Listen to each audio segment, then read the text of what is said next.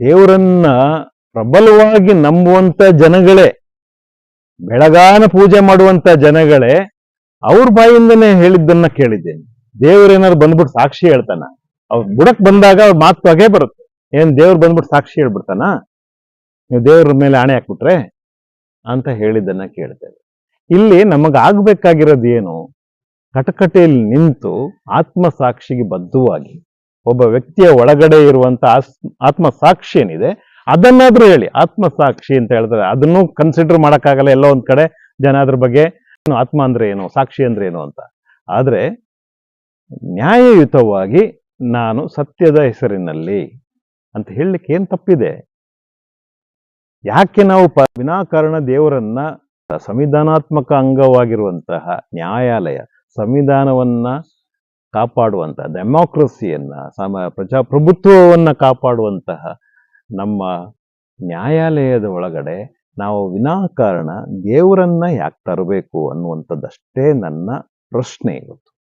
ಅದನ್ನ ಆದಷ್ಟು ಕಡಿಮೆ ಮಾಡ್ತಾ ಹೋದ್ರೆ ನ್ಯಾಯಾಲಯದ ಬಗ್ಗೆ ಕೂಡ ಜನರಿಗೆ ಒಂದು ಒಳ್ಳೆಯ ನಂಬಿಕೆಗಳು ಉಳ್ಕೊಳ್ತಾ ಹೋಗುತ್ತೆ. ಇವತ್ತು ನಾವು ಏನಾದ್ರೂ ಸ್ವಲ್ಪ ಉಸಿರಾಡ್ತಾ ಇದ್ದೀವಿ ಅಂತಂದ್ರೂ ಕೂಡ ನ್ಯಾಯಾಲಯದ ಮೂಲಕ, ಸಂವಿಧಾನದ ಮೂಲಕ, ಸಂವಿಧಾನವೇ ನಮ್ಮ ಗ್ರಂಥ ಆಗ್ಬೇಕು.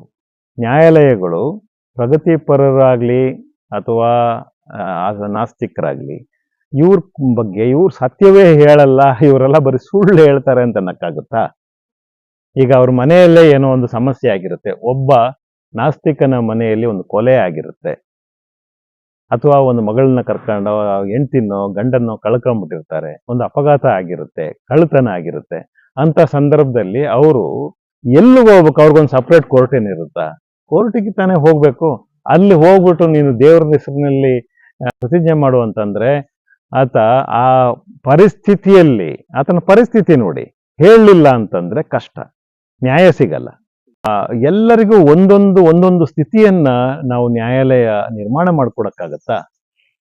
ರಾಜಕಾರಣಿಗಳು ಬಂದ್ರೆ ಒಂದ್ ರೀತಿ, ITBT ಅವರಿಗೆ ಬಂದ್ರೆ ಒಂದ್ ರೀತಿ, ಉದ್ದಿಮೆದಾರರಿಗೆ ಒಂದ್ ರೀತಿ, ಈ ಧರ್ಮಾಧಿಕಾರಿಗಳು, ಪೂಜಾರಿಗಳು, ಪಾದ್ರಿಗಳು, ಬಿಷಪ್ಗಳು, ಮುಲ್ಲಾಗಳಿಗೆ ಒಂದು, ಟ್ರೈಬಲ್ಸ್ಗೆ ಒಂದು, ಜಾತಿ ಜನಾಂಗದಲ್ಲಿರುವಂತ 100 ಜಾತಿಗಳಿಗೆ ಒಂದೊಂದು, ಎಲ್ಲಾ ಧರ್ಮಗಳಲ್ಲಿರುವಂತ ದೇವರುಗಳಿಗೆ ಒಂದೊಂದು, ಪ್ರಗತಿಪರರಿಗೆ ಒಂದು, ಆಸ್ತಿಕರಿಗೆ ಒಂದು, ನಾಸ್ತಿಕರಿಗೆ ಒಂದು, ಹೆಣ್ಮಕ್ಳಿಗೊಂದು, ಗಂಡು ಮಕ್ಳಿಗೊಂದು, ತೃತೀಯ ಲಿಂಗಿಗಳಿಗೊಂದು. ಹಿಂಗ್ ಮಾಡಕ್ಕಾಗತ್ತ? ಒಂದೇ ಒಂದು ಕಾಮನ್ ಆಗಿರುವಂತಹ ನಂಬಿಕೆ ಮತ್ತೆ ಇರಲೇಬೇಕಾದಂಥದ್ದು, ವಸ್ತುನಿಷ್ಠವಾಗಿ ನಂಬಲೇಬೇಕಾಗಿರುವಂಥದ್ದು ಅಂತಂದ್ರೆ ಅದು ನಮ್ಮ ಸಂವಿಧಾನ. ಸಂವಿಧಾನ ಸಂವಿಧಾನ ಸಂವಿಧಾನ. ಬೇರೆ ನೀವು ನಂಬಿದ್ರಷ್ಟು ಬಿಟ್ರಷ್ಟು. ನೀವು ನಂಬ್ತೀರಿ ಅಂತ ಹೇಳುವಂಥದ್ದು ನನಗೆ ಗ್ಯಾರಂಟಿನೂ ಇರೋದಿಲ್ಲ. ನೀವು ಹೇಳ್ಬೋದು ಬಾಯಿಯಿಂದ ನಂಬಿದ್ದೀನಿ ಅಂತ, ಆದ್ರೆ ಗ್ಯಾರಂಟಿ ನನಗಿಲ್ಲ. ಆದ್ರೆ 100ಕ್ಕೆ 100 ನಾನು ಗ್ಯಾರಂಟಿ ಕೊಡುವಂಥದ್ದು ನಮ್ಮ ಸಂವಿಧಾನವನ್ನ ನಾವು ನಂಬಬೇಕು, ನಂಬ್ತೇವೆ. ನಮ್ಗೇನಾದ್ರೂ ನ್ಯಾಯ ವಿತರಣೆ ಆಗುತ್ತೆ ಅಂತಂದ್ರೆ ಅದು ನಮ್ಮ ಸಂವಿಧಾನದ ಮೂಲಕವೇ ಹೊರತು ಬೈಬಲ್ ಮೂಲಕ ಅಲ್ಲ, ಭಗವದ್ಗೀತೆ ಮೂಲಕ ಅಲ್ಲ. ಅವೆಲ್ಲ ಕಾಲಗಳು ಹೊರಟೋಗಿದ್ದಾವೆ. ಅದನ್ನ ಇಟ್ಕೊಂಡು ನ್ಯಾಯ ತೀರ್ಮಾನ ಮಾಡುವಂಥದ್ದು. ನಮ್ಮ ಸಂವಿಧಾನ ಉಳಿಸುವಂಥದ್ದು, ಅದರ ಆಶಯಗಳನ್ನ ಉಳಿಸುವಂಥದ್ದು, ನಿಜಾರ್ಥದಲ್ಲಿ ಪ್ರಜಾಪ್ರಭುತ್ವವನ್ನ ಕಾಪಾಡ್ಕೊಳ್ಬೇಕಾದಂಥದ್ದು ಕೆಲಸ ನಾವು ಎಲ್ಲರೂ ಮಾಡಬೇಕು. ಯಾರೋ ನಾಸ್ತಿಕರು ಮಾಡುವಂತ ಕೆಲಸ ಅಲ್ಲ ಇದು. ಒಬ್ಬ ನಿಜವಾದ ನಾಗರಿಕ ಮಾಡ್ಬೇಕಾದಂತ, ಇಲ್ಲಿ ಪೌರ ಮಾಡ್ಬೇಕಾದಂಥದ್ದು, ಸೆನ್ಸ್ ಇಟ್ಕೊಂಡಂತವನು, ಲಾಜಿಕಲ್ ಆಗಿ ಯೋಚನೆ ಮಾಡುವಂತವನು, ವೈಜ್ಞಾನಿಕವಾಗಿ ಯೋಚನೆ ಮಾಡುವಂತವನು ಮಾಡ್ಬೇಕಾದ ಕೆಲಸ ಇದು.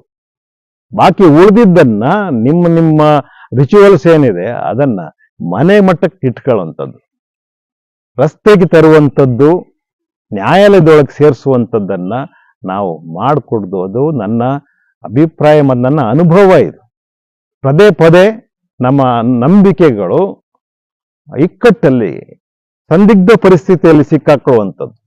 ಒಬ್ಬ ಪೌರನ ನಂಬಿಕೆ ಸಂದಿಗ್ಧತೆಗೆ ಸಿಕ್ಕಾಕೊಳ್ಬಾರ್ದು ಅಂತ ಹೇಳುವಂಥದ್ದು ಕೂಡ ಕಾನೂನಿನ, ಸಂವಿಧಾನದ ಆಶಯ. ನಮ್ಮ ಮುಖ್ಯಮಂತ್ರಿಗಳಾಗ್ಬೋದು, ಪ್ರಧಾನಮಂತ್ರಿಗಳಾಗ್ಬೋದು, ರಾಜ್ಯಪಾಲರಾಗ್ಬೋದು, ಮಂತ್ರಿಗಳು, ಮಹೋದಯರು, ಸಚಿವರು, ಇವರೆಲ್ಲರೂ ಕೂಡ ಪ್ರಮಾಣ ವಚನ ತಗೊಳ್ಬೇಕಾದ್ರೆ ಅವರು ಒಂದೊಂದು ಹೆಸರಿನಲ್ಲಿ ತಗೊಳ್ತಾರೆ. ಅದನ್ನು ನಾವು ಕನ್ಸಿಡರ್ ಮಾಡ್ತಾ ಇರ್ತೀವಿ. ಈಗ ಕೆಲವರು ಪ್ರಮಾಣ ವಚನವನ್ನ ಸಂವಿಧಾನದ ಹೆಸರಿನಲ್ಲಿ ತಗೊಂಡಿದ್ದನ್ನ ನಾನು ನೋಡಿದ್ದೇನೆ.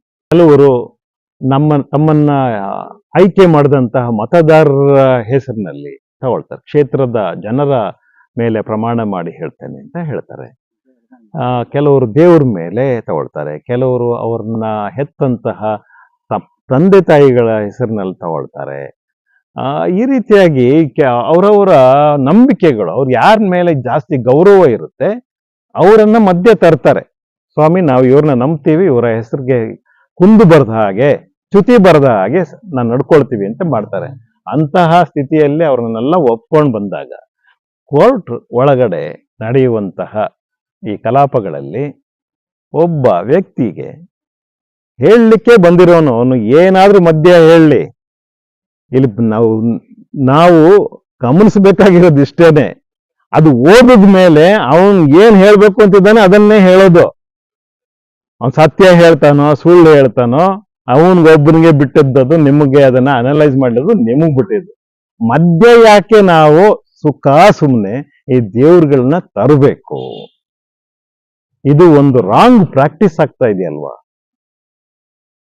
ಆಮೇಲೆ ಅಲ್ಲೆಲ್ಲೋ ಒಂದ್ ದಿವಸ ಪೂಜೆ ಮಾಡುವಂಥದ್ದು, ಅದ್ರ ಪ್ರಸಾದ ಹಂಚುವಂಥದ್ದು, ಇದು ರಾಂಗ್ ಪ್ರಾಕ್ಟೀಸ್ ಅಂತ ಅನ್ಸಲ್ವಾ ನಮಗೆ?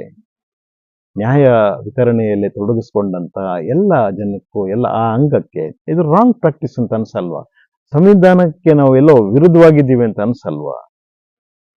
ಎಲ್ಲವನ್ನ ನಾವು ಅಭ್ಯಾಸ ಮಾಡ್ತಾ ಇದ್ದೀವ? ಪ್ರತಿಯೊಂದು ಪೂಜೆಗಳನ್ನು ಮಾಡ್ತಾ ಇದ್ದೀವ? ಎಲ್ಲರಿಗೂ ಸಮಾನ ಹಕ್ಕಿದೆಯಾ ಅಲ್ಲಿ? ಇದು ನಮ್ಮನ್ನ, ನನಗೆ ಯಾವುದೇ ಹಿತಾಸಕ್ತಿ ಇಲ್ಲದೆ ನನ್ನನ್ನು ಬಾಧಿಸ್ತಾ ಇರುವಂತಹ ಪ್ರಶ್ನೆ. ನನ್ನ ದೇಶದ, ನನ್ನ ಸಂವಿಧಾನದ ಒಂದು ಘನತೆಯನ್ನು ಎತ್ತಿ ಹಿಡಿಯುವ ನಿಟ್ಟಿನಲ್ಲಿ ನಾವು ಮೈಗೂಡಿಸಿಕೊಂಡಿರುವಂಥದ್ದು ಇದು. ಬಿಟ್ರೆ ಇಲ್ಲಿ ಆಸ್ತಿಕ ನಾಸ್ತಿಕ ಅನ್ನುವಂಥದ್ದು ಏನೂ ಇಲ್ಲ. ಅವು ಯಾವುದು ಪ್ರಯೋಜನಕ್ಕೆ ಬರದಿರುವಂತಹ ವಿಚಾರಗಳು. ನನಗೆ ಇವತ್ತು ಇರಬೇಕಾಗಿದ್ದು ನನ್ನ ದೇಶ, ನನ್ನ ನೆಲ, ನನ್ನ ಸಂವಿಧಾನ ಯಾವ ಸ್ಥಿತಿಗೆ ಬಂದಿದೆ,